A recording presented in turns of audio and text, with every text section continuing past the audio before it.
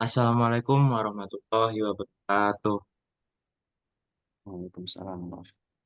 Pada kesempatan kali ini, izinkan kami dari kelompok 2 mata kuliah Praktikum Audit Energi yang pada kesempatan kali ini akan mempresentasikan hasil progres audit energi Mah Endra Tegar Sejati. Ya, perkenalkan saya Lintang Satria Agung dan ketiga teman saya Endra Tegar Sejati, Aldianto dan Wahyu Budi Mulyawan. Sebelumnya, latar belakang kami untuk mengaudit energi di rumah Endra Tegar Sejati yaitu pentingnya kebutuhan energi listrik rumah tangga yang terus meningkat seiring perkembangan teknologi dan gaya hidup. Lalu, audit energi dibutuhkan untuk mengetahui pola konsumsi dan potensi penghematan energi rumah tangga. Lalu, proyek ini menjadi media belajar bagi kami mahasiswa dalam menerapkan teori audit energi secara langsung di lapangan. Rumah Endra dipilih sebagai objek studi untuk menganalisis penggunaan energi dan merancang rekomendasi efisiensi energi.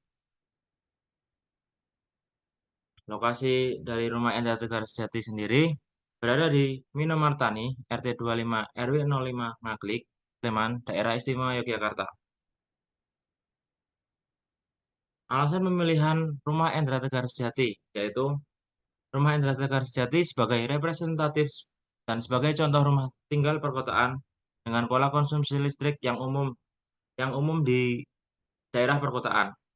Lalu mempermudah proses pengambilan data dan pengukuran karena lokasi dan aksesibilitas yang mendukung. Bagi kami mahasiswa, ini cukup dekat dari kampus dan dari kos kami. Lalu yang ketiga memiliki berbagai peralatan listrik seperti kipas angin, TV, dan peralatan elektronik lainnya yang berpengaruh besar pada konsumsi energi.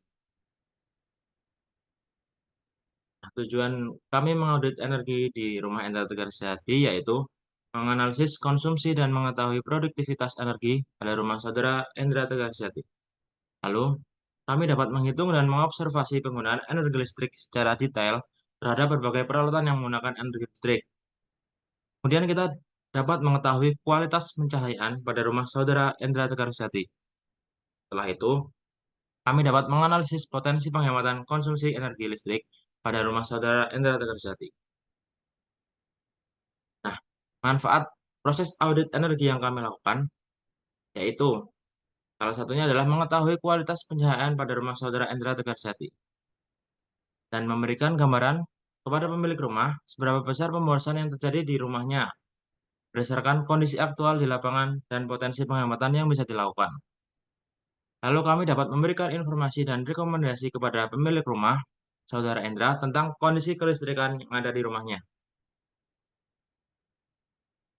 Nah, selanjutnya presentasi akan dilanjutkan oleh Endra Tegar Sejati.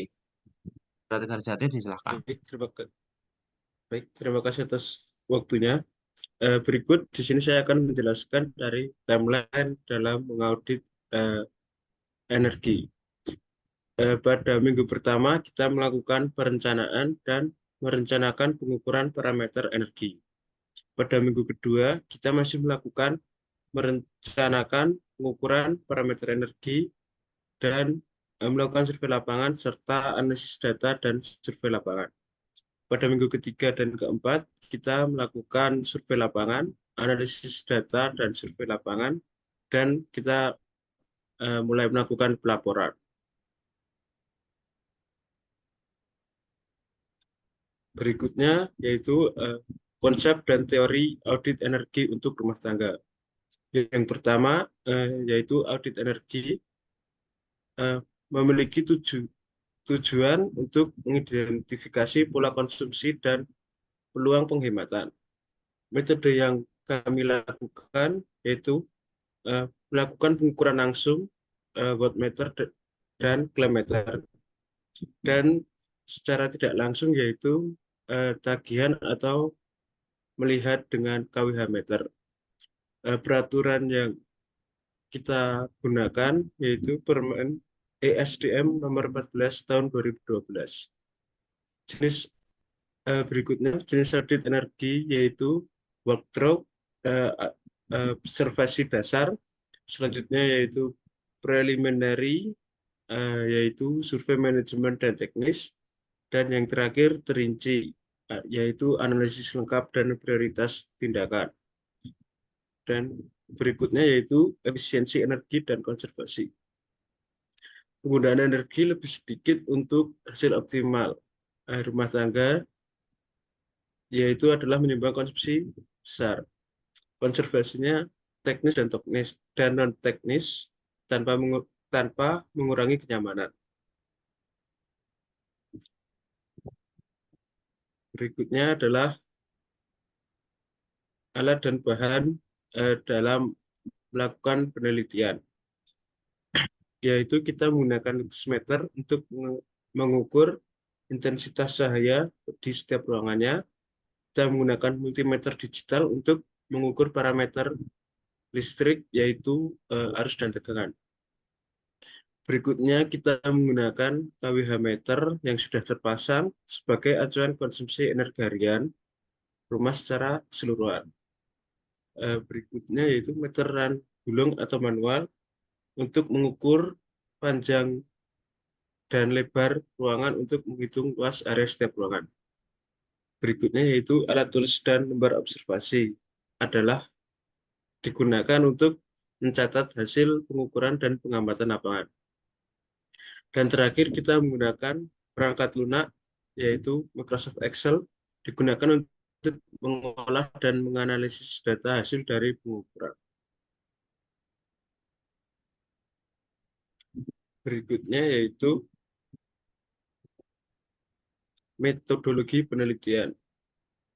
Pada langkah awal, yaitu kita melakukan observasi hingga pencahayaan. Pada langkah ini kita melakukan 3 tahap. Pada tahap pertama yaitu observasi dan survei lokasi, kita melakukan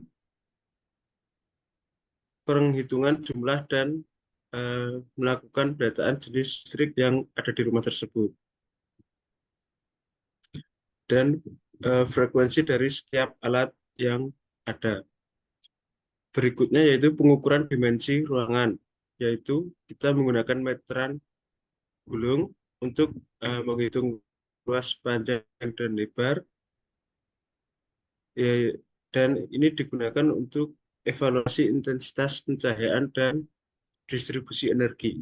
Dan yang ketiga yaitu pengukuran intensitas pencahayaan, kita menggunakan luxmeter.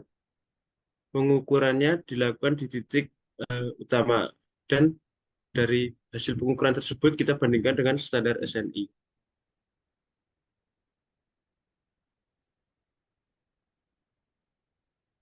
Berikutnya yaitu metodologi penelitian.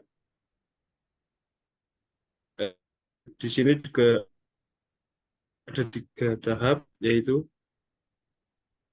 eh, langkah berikutnya adalah pengukuran dan estimasi konsumsi energi. Kita menggunakan data yang sudah pada PLN pada KWH meter di rumah. Kita catat dari nilai KWH itu tersendiri. Kita Oke, mungkin mohon maaf tadi ada kendala dari Saudara Indra. Mungkin bisa saya lanjutkan. Oke, untuk yang slide selanjutnya itu mengenai sistem pencahayaan dan lokasi audit. Di mana dana lokasi audit dari rumah Saudara Indra sendiri, di mana terdapat 7 area. Yang pertama itu teras, ruang tamu, 2 kamar tidur, ruang makan, kamar mandi, laundry room yang semuanya luasnya sekitar kurang lebih 55,61 meter kuadrat.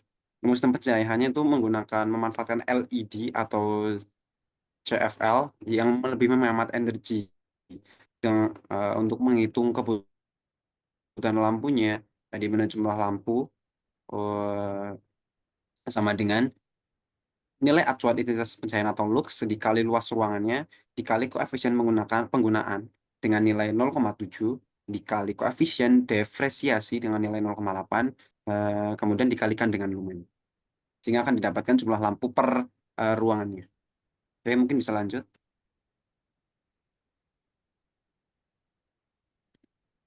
Eh, Kemudian untuk data penggunaan energi, eh, dari gambar di samping kiri dapat dilihat itu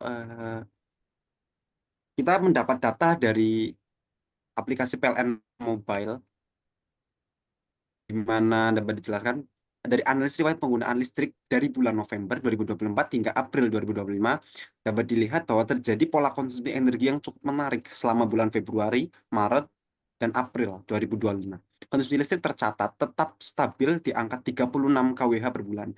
Hal ini menunjukkan bahwa penggunaan listrik dalam rumah tangga tersebut telah terkontrol dengan baik dan cenderung konstan. Namun, grafik menunjukkan bahwa meskipun konsumsi KWH tetap, terdapat fluktuasi signifikan dalam nilai grafik, khususnya penurunan drastis pada bulan Februari dan Maret, serta lonjakan kembali pada bulan April. Ini mengindikasikan bahwa grafik memungkinkan menggambarkan nilai biaya atau akumulasi pemakaian yang berbeda dari data konsumsi KWH bulanan.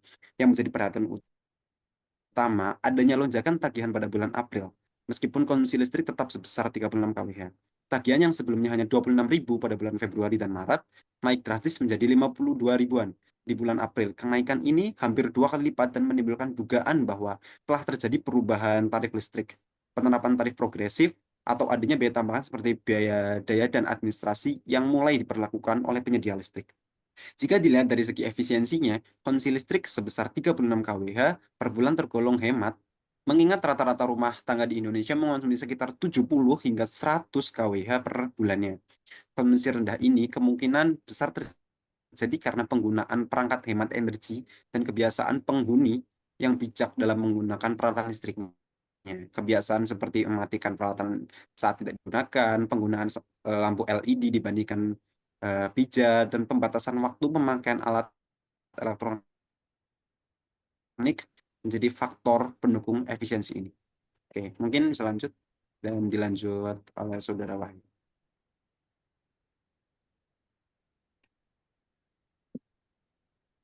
Nah, untuk fakta dan data temuan di lapangan itu, berdasarkan total lampu yang telah diukur dan dihitung itu didapatkan daya terpakai itu sekitar 408 watt hour. Kipas angin itu ada dua dengan jumlah total dayanya 75 watt, yang terpakai 6 jam sehari itu total daya terpakai seharinya itu di angka 450 watt hour. Terus TV itu 95 watt yang dipakai 1 jam atau bahkan jarang itu terpakai ya 95 watt hour. Charger HP senilai 112 watt, ada dua charger. Lama pemakainya itu 6 jam sehari. Didapatkan angka pemakaian energi sebesar 672 watt hour. Untuk charger laptopnya sendiri itu ada satu dengan nilai 65 watt yang dipakai 1 jam sehari. Jadi totalnya energi yang terpakai sehari itu ada 65 watt hour.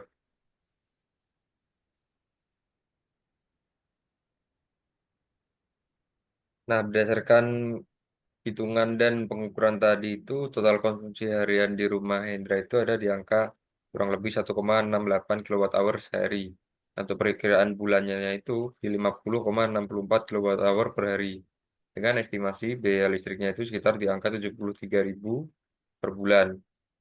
Dengan acuan harganya itu dari PLN 1.444,7 rupiah per kilowatt-hour. Nah, untuk penyumbang penggunaan energi terbesar itu charger gawai atau charger handphone ya. Itu menyumbang sekitar 40% penggunaan energi di satu rumah ini. Kipas dan lampu juga signifikan, tapi masih bisa dioptimalkan dengan teknologi hemat energi atau kebiasaan baik seperti matikan lampu atau menggunakannya ketika dibutuhkan. Nah, total konsumsi energi di rumah Anda ini sebenarnya tergolong hemat dibandingkan rata-rata nasional.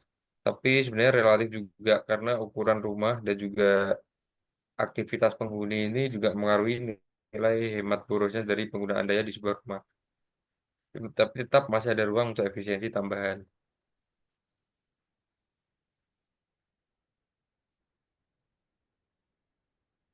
Untuk laporan harian tabel pengukuran daya, ini bisa dilihat ada grafik di sebelah kanan. Ini menunjukkan nilai eh, penggunaan daya di rumah Anda dari hari ke hari, di mana nilainya itu bisa dilihat tergolong sangat fluktuatif.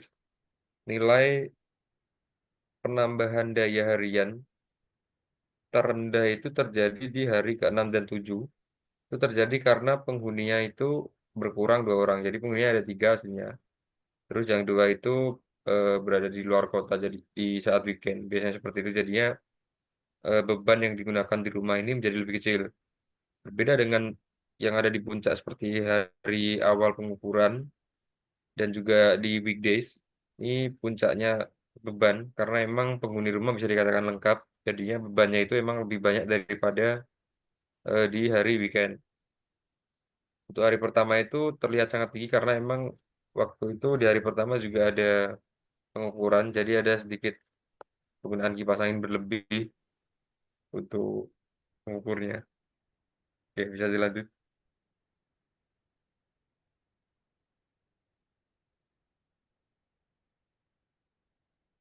Nah, ini ada beberapa catatan penting dari pola konsumsi listrik harian. Nah, ini ada fluktuasi konsumsi. Konsumsi listrik itu naik turun tajam yang diakibatkan oleh aktivitas harian dari penghuninya itu sendiri. Terus juga peralatan listrik yang dipakai itu tidak konsisten, yang diakibatkan oleh faktor eksternal seperti cuaca atau kehadiran penghuni. Untuk potensi penghematan, rata-rata konsumsinya itu di angka 0,88 kWh per hari, dengan konsumsi terendah itu 0,3 kWh per hari. Bisa potensi hematnya itu bisa sampai angka 0,5 kWh per hari atau 15 kWh per bulan. Setara dengan penghematan biaya listrik bulanan yang cukup signifikan. Nah, itu tetap memperhatikan kebutuhan pengguna ya. Yang paling utama itu dengan cara eh, efisiensi penggunaan peralatan-peralatan listrik sesuai dengan kebutuhan. Dengan catatan lagi, pola yang tidak stabil ini menyulitkan prediksi konsumsi dan menunjukkan belum optimalnya efisiensi energi yang digunakan di rumah Indra.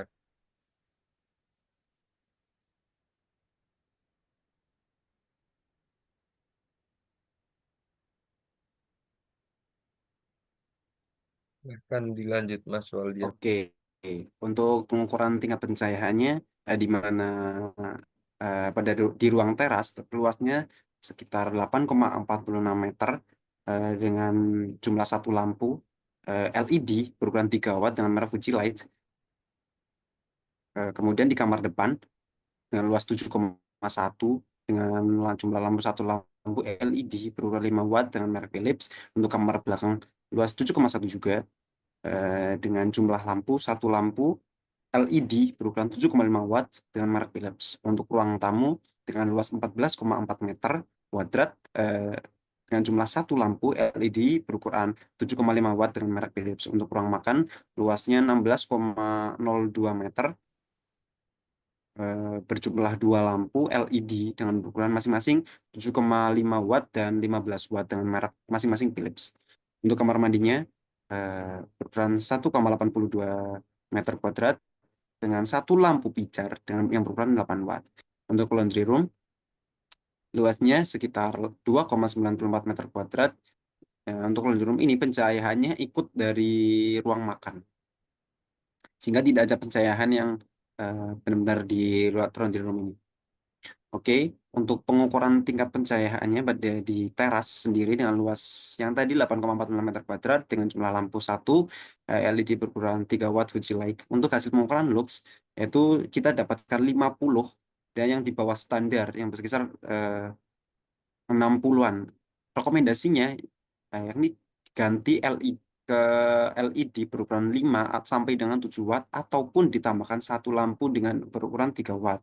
Kemudian untuk kamar depan dan belakang yang masing-masing luasnya 7,1 meter kuadrat dengan lampu kamar depan 5 watt dan kamar belakang 7,5 watt yang merek Philips. Untuk hasil pengukurannya sudah sesuai, yakni sekitar 162 lux. Ini kalau misal untuk bekerja atau belajar yang pasti itu perlu tambahan yang mengisarkan biar lux itu 250. Kemudian untuk ruang tamu dengan luas 14,4 meter kuadrat dengan jumlah lampu satu merek LED 7,5 watt dengan merek Philips. Hasil luxnya di bawah standar juga dengan berkisar 60 lux. Untuk rekomendasinya tambah 2 kali ditambah 2 LED berukuran 9 kali 12 watt. Untuk alternatifnya ganti ke 18 watt dan ataupun ditambah satu lampu lagi yang berukuran 9 watt. Mungkin bisa lanjut. Kemudian untuk ruang makan yang dengan luas 16 meter kuadrat, yang lampunya berkisar 7,5 watt dan 15 watt. Untuk hasil pengukuran lux yang didapatkan 192 lux, dan di sini sudah sesuai standar SNI. Ataupun bisa ditambahkan sampai 250 yang sesuai dengan benar-benar standar SNI-nya. Bisa merekomendasikan opsionalnya ganti 2 lampu jadi 2 LED 12 watt, lebih hemat dan estetik juga. Untuk kamar mandinya dengan luas 1,82 meter kuadrat dengan lampu jumlah lampu 1 pijar yang berukuran 8 watt. Untuk hasil luxnya 205, dan ini jauh di bawah standar, di mana standarnya itu 250. Sehingga untuk rekomendasinya ganti ke LED berukuran 9 sampai 12 watt ataupun ditambah satu lampu lagi yang LED berukuran 5 watt dekat cermin, sehingga lebih penambahan cahayanya lebih terang. Untuk laundry roomnya dengan luas 2,94 meter kuadrat, di sini tidak ada pencahayaan langsung dan bergantung pada ruang makan, sehingga tidak kurang efisien untuk hasilnya itu. Sehingga untuk rekomendasinya yakni pasang satu lampu LED berukuran 9 watt di plafon ataupun 2 kali ataupun menggunakan 2 lampu LED berukuran 5 watt untuk aktivitas seperti menyetrika dan lain-lain. Oke, mungkin lanjut.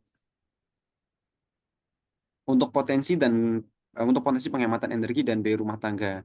Penghematan energi bisa dicapai dengan sebuah perubahan kecil namun konsisten dalam kebiasaan sehari-hari berdasarkan pengukuran konsumsi listrik seharian, konsumsi listrik hari sebesar 1,688 kilowatt hour. Berikut strategi hemat energi yang dapat dilakukan. Yang pertama, charger gawai, seperti kurangi waktu penggunaan dari 6 jam menjadi sekitar 2-3 jam doang. Penghematan mencapai 448 watt hour per hari hanya dari kebiasaan mencabut charger setelah baterai penuh.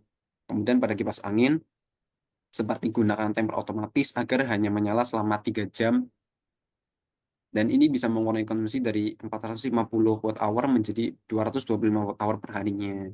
Dan kemudian mencabut ketika tidak dipakai. Untuk selanjutnya yaitu pada lampu, dengan memanfaatkan pencahayaan alami di siang hari dapat kurangi waktu menyala dari 8 jam menjadi 5 jam. Hemat sekitar 151 watt hour per harinya. Kemudian matikan lampu apabila tidak digunakan. Kemudian lanjut charger laptop dengan membatasi waktu pengisian jika hanya perlu menjadi 30 menit. Jika hanya perlu ya. Terus penghematan kecil namun signifikan sekitar 33 watt hour per harinya. Untuk TV tidak signifikan untuk dihemat karena hanya digunakan selama 1 jam sudah termasuk efisiensi, karena bagian TV ini kayak jarang banget dipakai sehingga tidak masuk untuk perharian.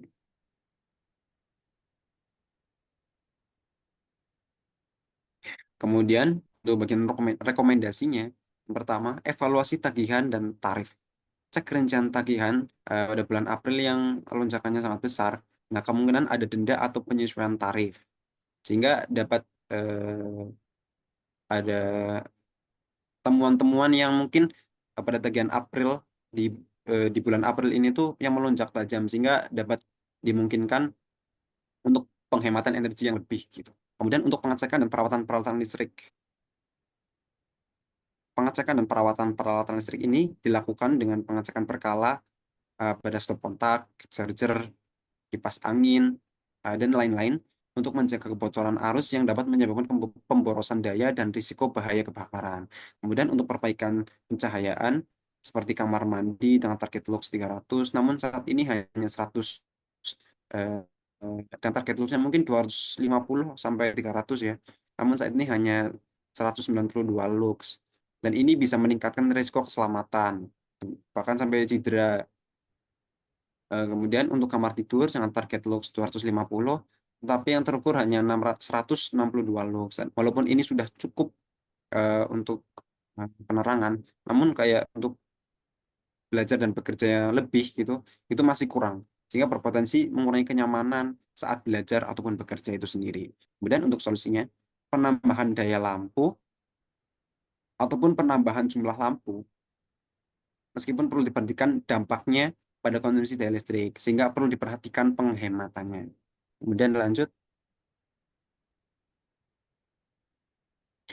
untuk kesimpulannya, bahwa konsumsi listrik rumah tangga sudah cukup efisien dengan rata-rata 36 kWh per bulan. Ini menandakan adanya kontrol dan kesadaran dalam penggunaan energi, namun masih terdapat ruang untuk perbaikan seperti penambahan pencahayaan di beberapa ruangan untuk meningkatkan kenyamanan dan keamanan, serta perawatan rutin peralatan listrik guna mencegah kebocoran arus yang bisa menyebabkan pemborosan. Tagihan listrik yang tiba-tiba meningkat pada April 2025 meskipun konsumsi tetap menunjukkan adanya kemungkinan perubahan tarif atau penambahan biaya dari penyedia listrik. Oleh karena itu penting untuk memantau detail tagihan secara berkala. Sebagian besar konsumsi berasal dari alat yang menyala lama seperti lampu, kipas angin, dan charger.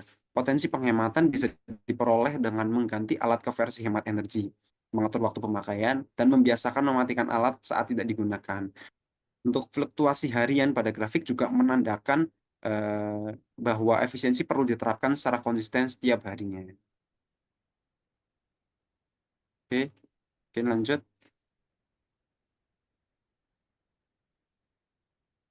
Oke, mungkin itu saja yang dapat kami presentasikan mengenai audit energi yang sudah kita lakukan di rumah saudara Indro.